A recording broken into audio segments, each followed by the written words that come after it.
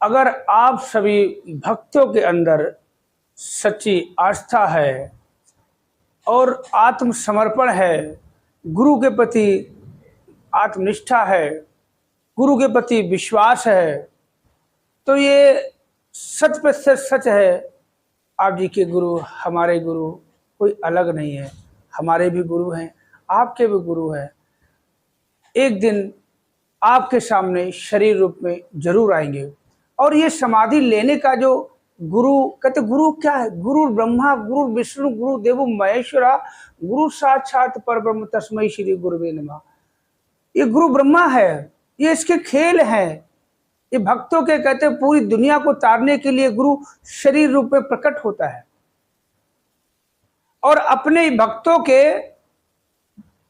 भक्तों का जो समर्पण है, कहते बहुत से लोग ऐसे होते हैं कि बहुत अपने मुखार बिंद से बहुत बड़ी बड़ी बातें, बहुत अच्छी अच्छी बातें, ऐसे कि उनसे बड़ा कोई भक्त है ही नहीं, उनसे बड़ा कोई समर्पण करने वाला है नहीं, उनसे बड़ा कोई गुरसिक है ही नहीं। तो सदगुरु क्या करता है? लीलाएं रचता है। जिस तरह से ब्रह्म हो गया ये, और हम सभी भक्तों को आपका गुरु, हमारा गुरु कोई अलग नहीं। कहते गुरु ब्रह्मा, ब्रह्मा तो सबका होता है। शरीर रूप में क्या चाहे दूसरा का, एक दूसरे का अलग हो सकता है, मगर वैसे जो सच्चा गुरु सबका एक ही है। जो आपका गुरु है वही मेरा गुरु है। तो ये जो कहते समाधि के पास दर्शन के लिए जो लोगों को जाने नहीं देते हैं, ऐसा सुनने में आया है, हमें करीबी से पता चला है कि समाधि के दर्शन नहीं करने देते। वास्तव में अब सोचने वाली बात है। थोड़ा सा उदाहरण टाइप में कि हम जैसे आम इंसान की कभी किसी की मृत्यु हो जाती है, तो जरा सोचने वाली बात है कि शरीर को कब तक रखते हैं। अगर मरचुरी में भी रखते हैं तो कब तक रखते हैं? शरीर खराब हो जाता है। जरा सोच के देखो। और अगर सभी को वहां दर्शन देने लग जाएं, वैसे तो डीप फ्रीजर में रखा हुआ शरीर, और ये गुरु की कृपा है।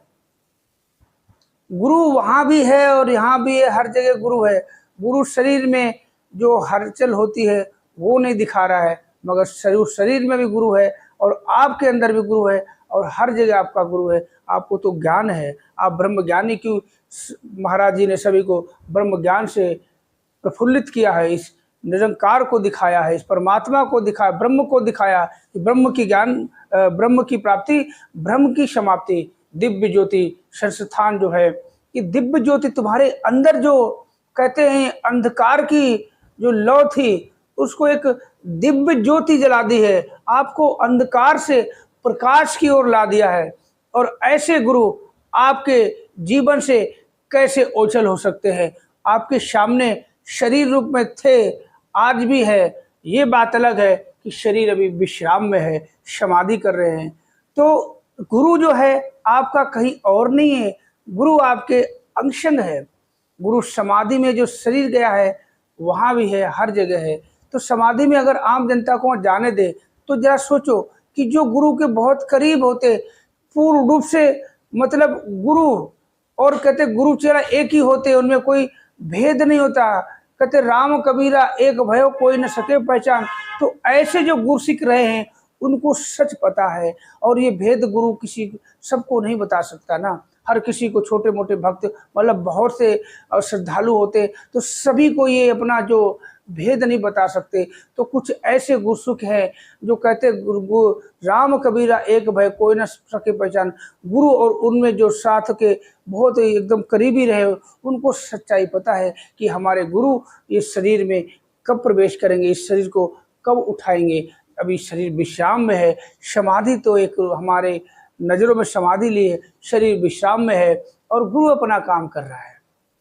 गुरु जैसे पहले काम कर रहे थे, भक्तों का देखभाल करना, भक्तों की समस्या का समाधान करना और भक्तों को मार्गदर्शन करना, आज भी वैसे करें। आज तो महाराज जी कहीं नहीं गए, समाधि में होते हुए भी शरीर देखो, शरीर रूप में हमारे सामने। इस अगर चाहते, अब ये सोचने वाली बात है, अगर चाहते तो शरीर का अंतिम संस्कार कर देते। 29 जनवरी 2014 को समाधि ली थी।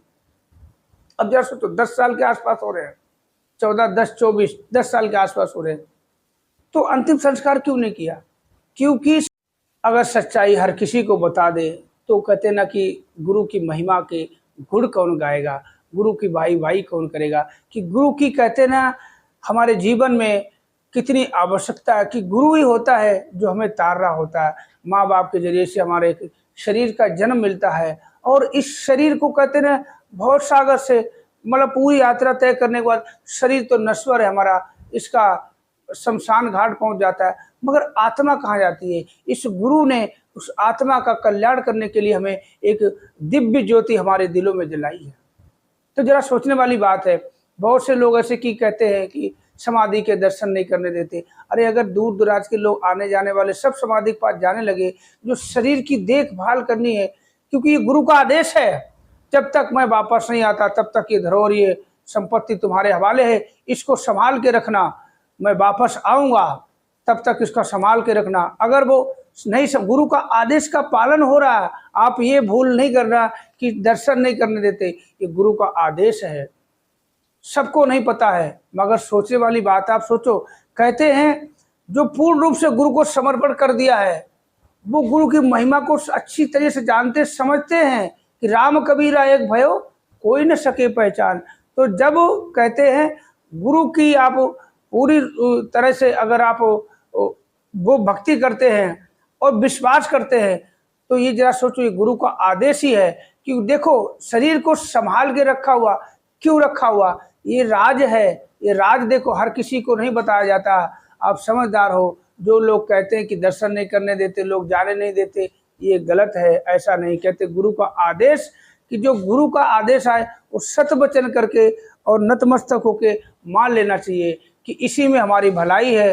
कि देखो जो करीबी हैं, जो अनुयायी हैं, जो भक्त हैं, जो अक्सर आते जाते, अभी भी सब कुछ वैसे चल रहा है, क्योंकि गुरु हमारे साथ है तो वैसे वैसा चलेगा। गुरु कभी कहीं जाता नहीं है। गुरु शरीर नहीं होता, कि सतगुरु देह का नाम नहीं, सतगुरु होता ज्ञान है, सतगुरु को देह समझना भूल है, अज्ञान है। तो आज तो महाराज जी के बारे में बहुत कुछ जानकारी तो नहीं हमें मिली, मगर हमारी एक बहन से जानकारी मिली जितनी हम आपको शेयर कर देते हैं। तो जब उन्होंने ये बताया कि उससे पहले तो हमें पता नहीं था, अभी पिछला वीडियो मैंने डाला था कि नूर महल में महाराज जी का शरीर अभी भी है, और जैसा शरीर पहले था, समाधि से पहले जैसे हरकत में शरीर था, आज भी वैसे ही शरीर, सेम वैसी चेहरे पे चमक, शरीर पे वही रौनक, खुशबू आती शरीर से, कोई ऐसी नहीं। क्योंकि सदगुरु का आदेश है, जो भक्त उनका पालन कर रहे हैं, और कभी इस पे उंगलियां ना उठाएं। कि देखो गुरु सबसे बड़ा होता है, सदगुरु जो होता है, इन्होंने दिव्य ज्योति हमारे अंदर जो जलाई है, परमात्मा की ज्योति जो हमें अंधकार से प्रकाश की ओर लाए हैं। कभी टिया टिप्पणी बहुत लोग करते हैं, नहीं करनी चाहिए। कहते ना कि बड़ी मुश्किल से, कहते हैं ना सौभाग्यशाली से भी बड़ा कोई दर्जा ऊंचा होता है। हम वो लोग हैं जो हमें सदगुरु दुनिया में मिला। कहते हैं कि सुत दारा धनलक्ष्मी, बड़ी ध्यान से सुनने वाले दो लाइनें हैं। सुत दारा और धनलक्ष्मी पापी के घर होए, संत समागम हरि कथा तुलसी दुर्लभ होए। कहते जिसको सत्संग मिल गया है, सदगुरु मिल गया है, कहते उसको दुनिया में किसी चीज़ की कमी नहीं होती है। और आज तो महाराज जी के कई वचन सुने, विचार सुने, और बहुत अच्छी बात है। कहते हैं कि जब हमारा नज़रिया, हमारा ध्यान इधर होता है, कहीं ना कहीं देखो ये गुरु की कृपा है, जो एक आज तो महाराज जी की हमारी गुरु बहन बन गई। 2 साल से हमारी फोन पे बात हो रही, पता ही नहीं, अचानक से कुछ दिन पहले पता चला कि सत्संग हो रहा। हमारा किसका सत्संग हो रहा, तो बताया आज तो महाराज जी का। तो कितना अंदर से वो खुशी मिली।